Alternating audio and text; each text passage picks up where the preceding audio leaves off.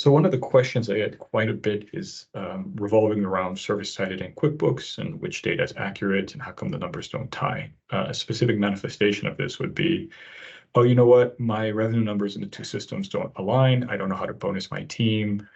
Is there a problem with my accounting workflow? And the answer, unfortunately, is it's complicated because it may be okay for them to be different. Not always. And so we need to start with understanding why they're different.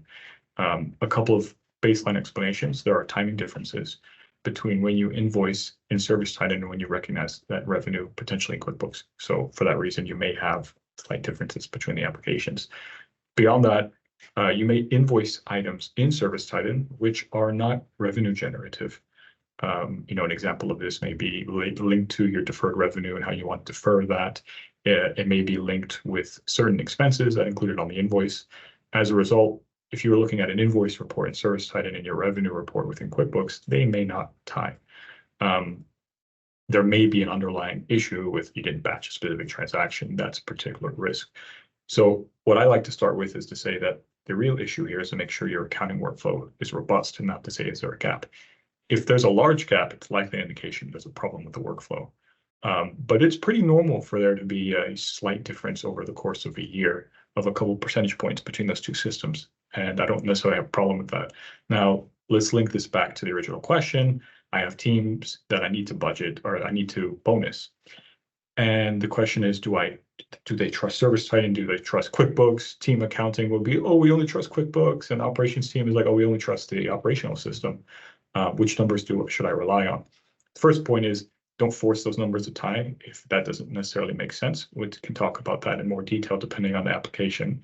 We need to think about this in terms of what can the team impact. So if I'm a CSM or CSR, excuse me, or if I'm a tech, I interact with ServiceTitan. Those invoices are generated by me from a technician perspective. Payment workflows is recognized by me.